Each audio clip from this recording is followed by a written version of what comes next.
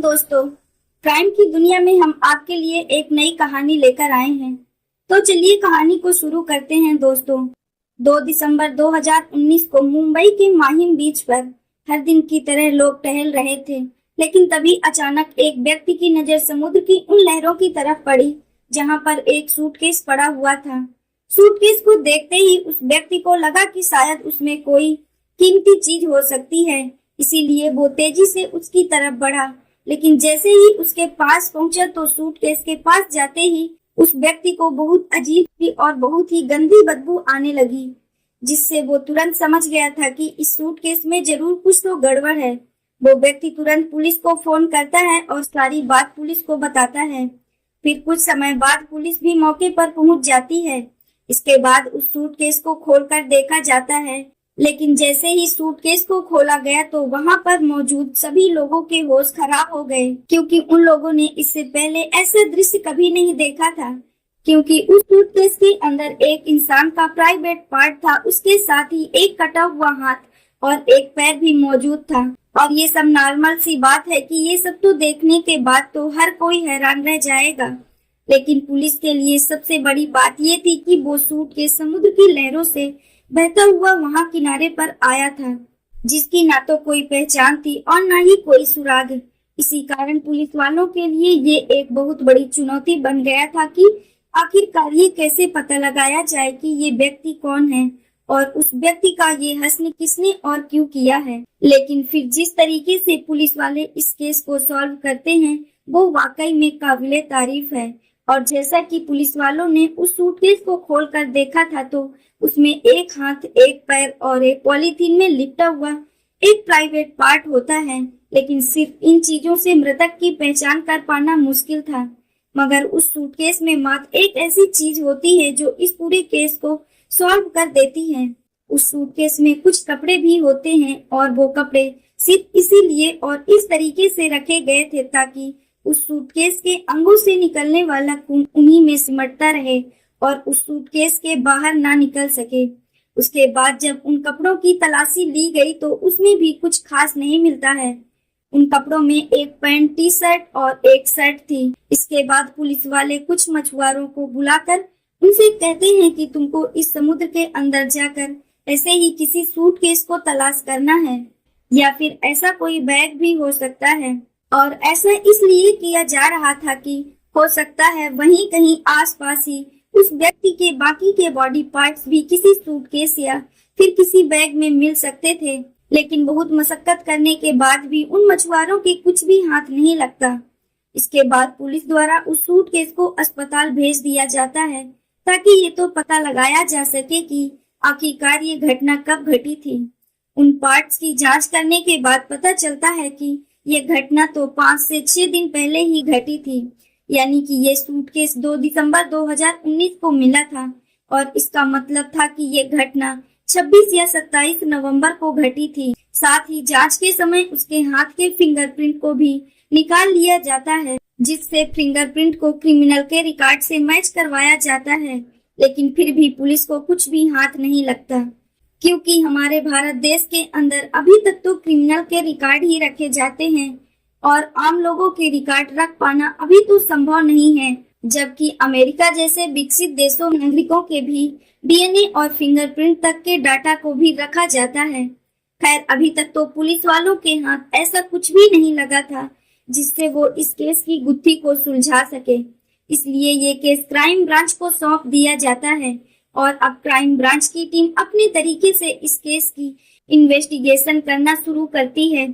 सबसे पहले सूटकेस की अच्छे से तलाशी ली जाती है और हर एक चीज की बारीकी से जांच की जाती है, क्योंकि सूटकेस के अलावा पुलिस के पास कोई भी सुराग या सबूत नहीं था। और जैसा कि मैंने आपको पहले ही बताया था कि उस सूटकेस में कुछ कपड़े भी थे और उन कपड़ों में से सब कुछ रेडीमेड था, लेकिन एक शर्ट ऐसी भी थी जो सिलवाई गई थी और उस शर्ट पर एक टैग भी लगा हुआ था जिस पर एल्बो मेंस लिखा हुआ था। यही टैग इस केस को सॉल्व करने में बहुत बड़ी भूमिका निभाता है। इसके बाद क्राइम ब्रांच की टीम एल्बो मेंस का पता लगाना शुरू करती है कि आखिर ये शॉप कहाँ पर है, और फिर थोड़ी जांच करने के बाद पुलिस को ये पता चलता है कि ये शॉप तो मुंबई के कुर्ला पश्चिम बेलगामी रोड पर मौजूद है। इसके बाद क्राइम ब्रांच की टीम बिना किसी देरी के उस शॉप पर पहुंच जाती है और फिर पुलिस उन्हें वो शर्ट दिखाकर उनसे पूछती है कि क्या ये शर्ट आपके यहाँ सिलवाई गई है, क्योंकि इस पर टैग तो आपकी शॉप का ही लगा हुआ है। इसके बाद उस शॉप पर काम करने वाला टेलर ने कहा कि ये टैग तो हमारी शॉप का ही है और अगर ये शर्ट हमारी शॉप पर सिलवाई गई है तो इसका रिकॉर्ड भी हमारे पास जरूर होगा। इसके बाद उस टेलर ने एक बहुत बड़ी लिस्ट बुक निकाली जिसमें वो हर एक कस्टमर के कपड़े के सैंपल के साथ उसका नाम भी लिख कर रखता था और कुछ देर ढूंढने के बाद पुलिस द्वारा दिखाई गई उस शर्ट से मैच होने वाला एक कपड़ा उस टेलर को मिल जाता है और साथ ही वहां पर एक नाम भी लिखा हुआ था और वो नाम था बेनेट रिवेलो। पुलिस को ये तो पता लग गया था कि जिस व्यक्ति ने ये शर्ट सिलवाई थी उसका नाम बेनेट रिवेलो था, लेकिन वहां पुलिस को सिर्फ उसका नाम ही पता चल पाया था क्योंकि उस टेलर ने ना तो उस व्यक्ति का कोई फोन नंबर लिखा था और ना ही पता लिखकर रखा हुआ था। इसीलिए यहाँ से पुलिस के सामने एक और चैलेंज पड़ जाता है कि सिर्फ एक नाम के सहारे उस व्यक्ति को मुंबई जैसे शहर में कहाँ ढूंढे कि आखिरकार वो कौन था और कहाँ का रहने वाला था। और अब पुलिस को उस टेलर की शॉप पर खड़े रहने से तो कुछ फायदा नहीं होने वाला था क्योंकि वहां से उन्हें सिर्फ एक नाम का पता चला था लेकिन उसका एड्रेस नहीं मिला था। उसके बाद क्राइम ब्रांच ने सोशल मीडिया का भी सहारा लिया। उन्होंने सोचा था कि शायद हो सकता है उस व्यक्ति ने सोशल मीडिया पर अपना कोई अकाउंट बनाया हुआ होगा और अपनी फोटो वगैरह पोस्ट की होगी और यही सोचकर क्राइम ब्रांच वाले सोशल मीडिया पर अब उस व्यक्ति की तलाश शुरू कर देते हैं। सबसे पहले फेसबुक का सहारा लिया गया और फेसबुक पर बेनेट रिवेलो नाम से सर्च किया गया और ये तो जाहिर सी बात है कि इस नाम से फेसबुक पर बहुत सारे व्यक्ति होंगे और उसमें से वो व्यक्ति कौन हो सकता है। पुलिस के लिए ये भी एक बहुत बड़ा चैलेंज था क्योंकि सिर्फ उसका नाम ही पता था। इसके अलावा पुलिस वालों के पास और कोई भी इंफॉर्मेशन नहीं थी, लेकिन फिर भी पुलिस अपनी तलाश जारी रखती है और फिर एक एक करके उन सभी की प्रोफाइल को यानी कि उस नाम के जितने भी व्यक्ति थे उन सभी की प्रोफाइल की जांच करना शुरू करती है। आखिरकार उन्होंने किस तरह की फोटो अपलोड की है, पुलिस उन सभी के डाटा को अच्छे से चेक करती है ताकि उन्हें कुछ तो ऐसा मिल जाए जिससे ये पता चल सके कि वो जिसको तलाश कर रहे हैं वो व्यक्ति उन्हीं में से कोई एक है। लेकिन दोस्तों ये काम इतना भी आसान नहीं था जितना कि हम सभी को सुनने में लग रहा है। इस काम के लिए एक अलग से टीम बनाई गई थी। इस नाम से जितनी भी प्रोफाइल हैं उन सभी की अच्छे से जांच की जाए, इसीलिए पूरी मेहनत और लगन से ये जांच करी जा रही थी। आखिरकार पुलिस की ये मेहनत रंग लाई। पुलिस को एक ऐसा प्रोफाइल पेज मिल जाता है जिसके ऊपर उन्हें पूरा विश्वास था कि हो ना हो ये वही व्यक्ति है जिसको वो लोग तलाश कर रहे हैं। उसी तरह का हाथ उन्हें उस सूटकेस के अंदर मिला था, उसी तरह का या फिर उससे मिलता जुलता हाथ उन्हें उस प्रोफाइल पेज में देखने को मिलता है, यानी कि उस व्यक्ति का हाथ भी उन्हें वैसा ही लग रहा था। इतना ही नहीं, जब उस व्यक्ति की प्रोफाइल को अच्छे से देखा गया तो पुलिस को एक फोटो भी मिल जाती है जिसमें उसने वही कपड़े पहने हुए थे जो कपड़े समुद्र के किनारे पर पड़े उस सूटकेस में पाए गए थे। और इससे ये तो कंफर्म हो गया था कि पुलिस जिसको तलाश कर रही थी वो वही व्यक्ति है। थोड़ी और जांच करने पर पता चलता है कि वो एक म्यूजिशियन है जो कि गिटार, पियानो वगैरह बजाकर अपनी जीविका चलाता है। उसकी प्रोफाइल को अच्छे से चेक करने से एक और आईडी मिलती है जिसकी फोटो खींचकर उसने अपने प्रोफाइल पर अपलोड की हुई थी और इस दूसरी आईडी के अंदर उसकी पूरी डिटेल दी गई थी, यानी उसके घर के एड्रेस से लेकर उसके फोन नंबर तक। उसके बाद पुलिस उस फोन नंबर पर कॉल करती है लेकिन वो नंबर स्विच ऑफ आ रहा था। अब पुलिस वाले बिना देरी किए उस आईडी में दिए गए एड्रेस सांता क्रूज ईस्ट इलाके में पहुंच जाती है, लेकिन जिस घर का पता उन्हें इतनी मेहनत करने के बाद मिला था उस घर पर ताला लगा हुआ मिलता है। ये देखकर पुलिस वालों को फिर से निराश होना पड़ता है, लेकिन इसके बाद पुलिस वाले उनके पड़ोसियों से पूछताछ करते हैं कि आखिर इस घर में रहने वाले लोग कहाँ चले गए और साथ ही पुलिस वालों ने उस प्रोफाइल से जो फोटो निकाली थी उस फोटो को दिखाते हुए पड़ोसियों से पूछते हैं कि क्या ये व्यक्ति यहीं पर रहता था। उस फोटो को देखने के बाद वो पड़ोसी बताते हैं कि हाँ, ये घर इन्हीं व्यक्ति का है और इनका नाम बेनेट रिवेलो है, लेकिन कुछ दिनों से वो लापता है। पड़ोसियों ने बताया कि उनकी एक बेटी भी है जिसका नाम आराध्या पाटिल है और वो पिछले कई दिनों से दिखाई नहीं दे रही है। पड़ोस के लोगों ने कहा कि वो दोनों बाप और बेटी इसी घर में रहा करते थे, लेकिन शायद हो सकता है वो दोनों अब कहीं और चले गए हों। पड़ोसी कहते हैं कि इससे आगे की जानकारी हमें नहीं है, लेकिन बेटी के बारे में सुनते ही पुलिस वालों को थोड़ा शक हुआ। उन्हें लगा कि शायद ऐसा भी हो सकता है कि बाप के साथ साथ बेटी का भी यही हाल किया गया हो और उसकी लाश को भी इसी तरीके से कहीं और फेंक दिया गया हो।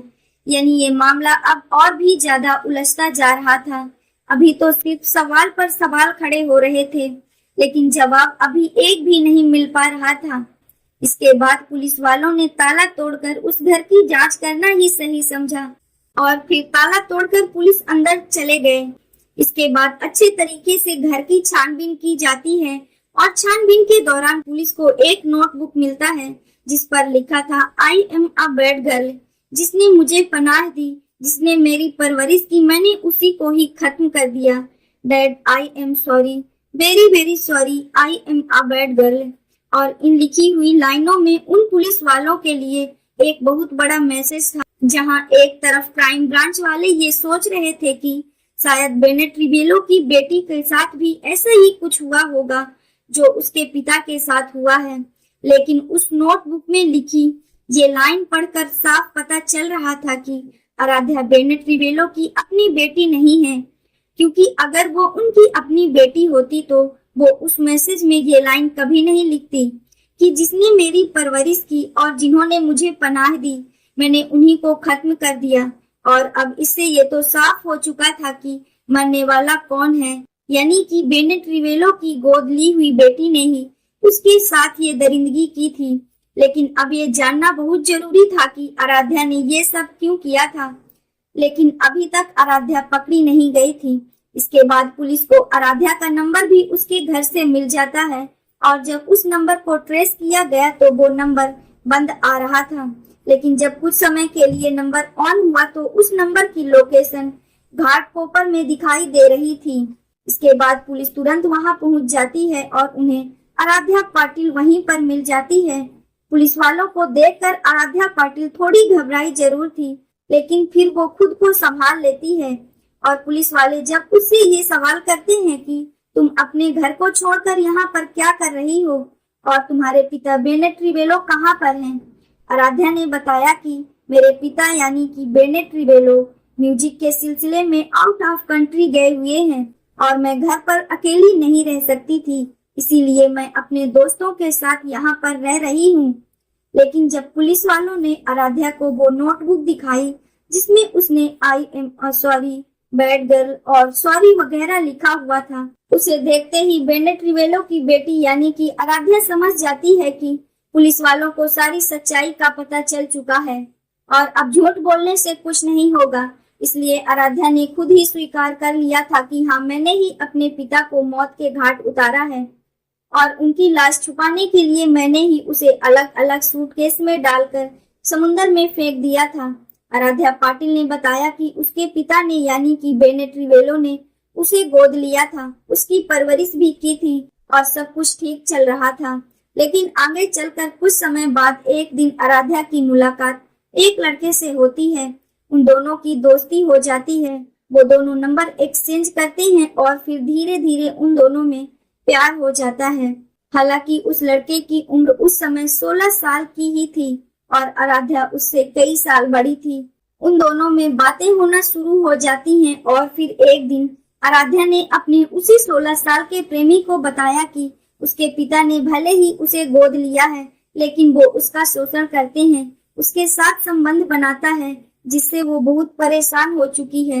ये बात सुनकर आराध्या का 16 साल का प्रेमी गुस्से से पागल हो जाता है और वो आराध्या से कहता है कि तुम ये सब कैसे सहन कर रही हो, उसने तुम्हें बेटी बनाकर गोद लिया था, फिर वो तुम्हारे साथ ये सब कैसे कर सकता है और तुम्हारे पिता को अब इसकी सजा इसके बाद 23 नवंबर 2019 को वो दोनों मिलकर पहली बार बेनेट रिबेलो को खत्म करने का प्लान बनाते हैं, लेकिन उसमें वो कामयाब नहीं होते हैं। फिर 26 नवंबर 2019 को जब बेनेट रिबेलो घर पर मौजूद नहीं थे तो उस समय आराध्या का बॉयफ्रेंड उसके साथ घर पहुंच जाता है और वो दोनों इसी बारे में बात कर रहे थे, जिसकी वजह से आराध्या पाटिल को बहुत ज्यादा गुस्सा आ रहा था कि आखिर उसके पिता ने उसके साथ ऐसा घिनौना काम क्यों किया है।